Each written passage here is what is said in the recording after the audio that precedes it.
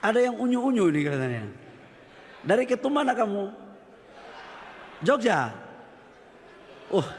Berapa cewek Akbar?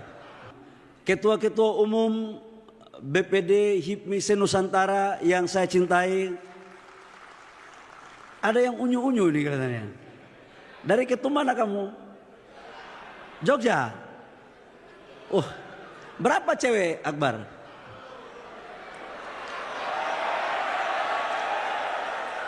Di zaman saya ketua umum ada 4 perempuan.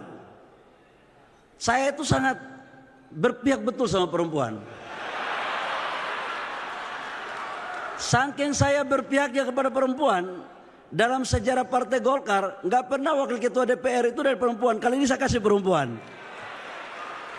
Masa Ketum Akbar cuma kasih 1, udah selesai musda semua?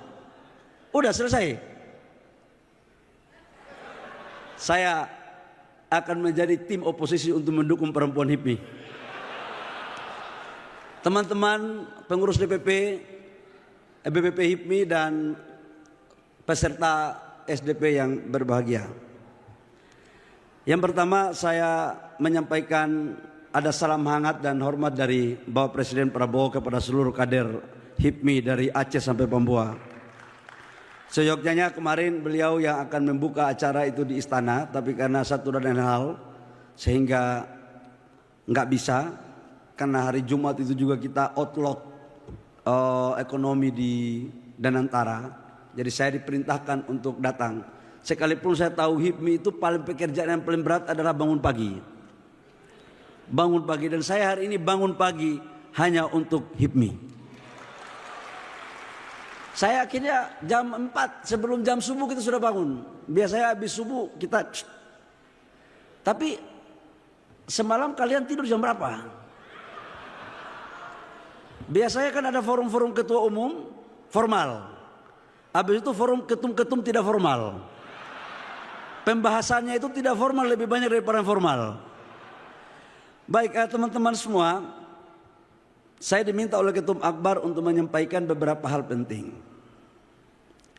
HIPMI ini bagi saya adalah sebuah organisasi yang betul-betul tidak bisa saya lupakan.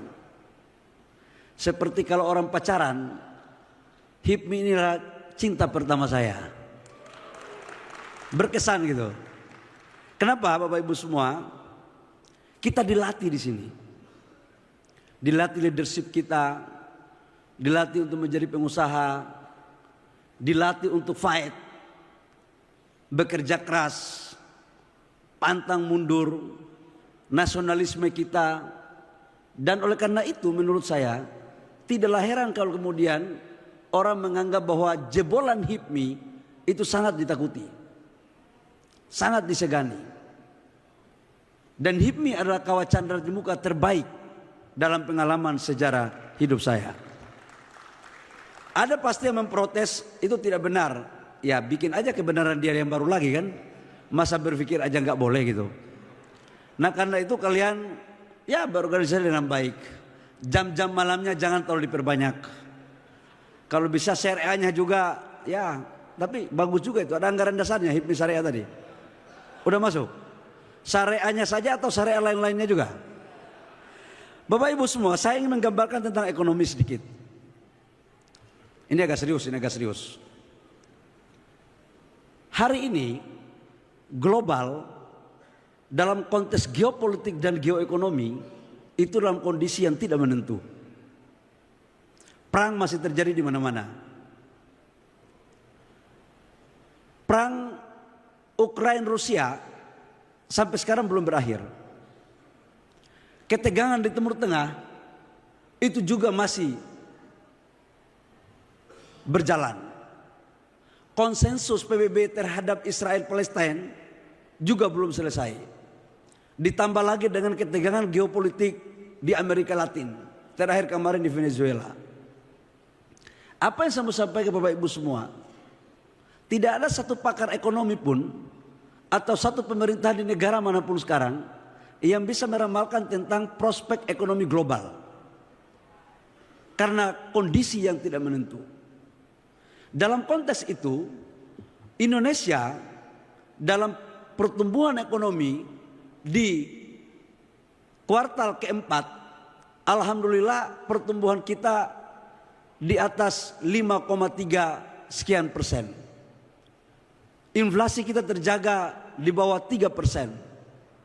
Di antara negara-negara G20, pertumbuhan ekonomi terbesar itulah India, 7,40%. Setelah itu adalah Indonesia.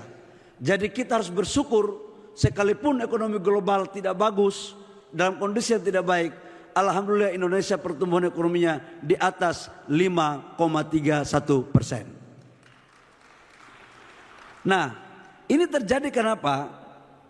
Karena sudah barang tentu program-program pemerintah, program-program daripada swasta yang melakukan dengan baik. Kita tahu bahwa pertumbuhan ekonomi kita itu lebih banyak kontribusinya pada konsumsi. Setelah itu investasi, habis itu spending pemerintah, baru ekspor impor. Itu rumus bakunya. Nah, bagaimana tentang pekerjaan saya? SDP kali ini adalah sebuah forum pertanggungjawaban moralitas saya sebagai kader HIPMI yang ada di kabinet untuk membidangi di sektor SDM. Saya begitu masuk melihat sekian banyak menteri SDM dari pertama sampai terakhir, ternyata belum ada kader HIPMI yang jadi menteri SDM. Baru saya aja yang jadi menteri SDM. Ini serius ini. Kalau di menteri ekonomi banyaklah, di Menko banyak. Padahal saya bukan sarjana minyak. Saya sarjana olah-olah minyak. Jadi ada sarjana minyak dan sarjana olah-olah minyak. Nah, kira-kira begitu. Bapak Ibu semua, adik-adik semua, teman-teman HIPMI, saya ingin memetakan dulu bagaimana kondisi real terhadap energi kita.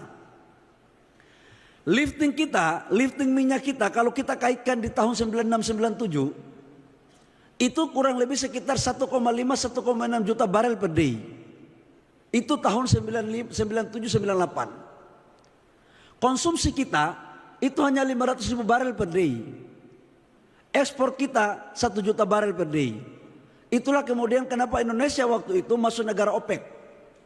Dan 43% APBN kita itu bersumber dari minyak. Begitu setelah reformasi turun terus. Tidak pernah target APBN asumsi lifting minyak kita 10 tahun terakhir itu mencapai target APBN. Alhamdulillah kemarin baru pertama kali 10 tahun terakhir target APBN kita 605.000 barel per day dan lifting kita juga mencapai sekitar 605.000,3 barel per day. Jadi alhamdulillah itu tercapai.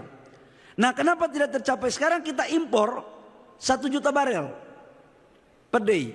Total impor kita 520 triliun untuk energi. Baik BBM, crude, LPG. Teman-teman semua, jangan pernah kita bermimpi akan menjadi swasembada energi kalau tidak kita melakukan terobosan. Dan importir ini adalah yang paling mendapatkan manfaat dari ketidakmampuan kita untuk bagaimana mendorong swasembada. Maka apa yang terjadi? Sekarang kita bagi peta menjadi 3. Apa yang menjadi persoalan kenapa lifting kita nggak naik-naik? Yang pertama memang sumur-sumur kita ini udah tua. Sumur-sumur kita udah lama semua. Nanti sebelum saya masuk kepada persoalan permintaan Pak Akbar sama Pak Gubernur tentang tambang, saya bicara minyak dulu sedikit.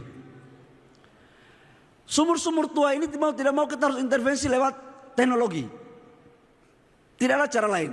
Dari total 39.000 sumur sampai 40.000 sumur kita, itu yang beroperasi hanya 17.000 sampai 18.000 sumur. Selebihnya idle well, karena udah tua. Nah, ini kita kerjasamakan. Yang kedua, Pak Menteri, selamat datang. Kita berikan aplaus. Nah, sudah tambah jelas ini. Ngeri. Sudah ada calonnya, sudah ada omnya tim sukses. Bapaknya lagi datang, selesailah sudah barang ini.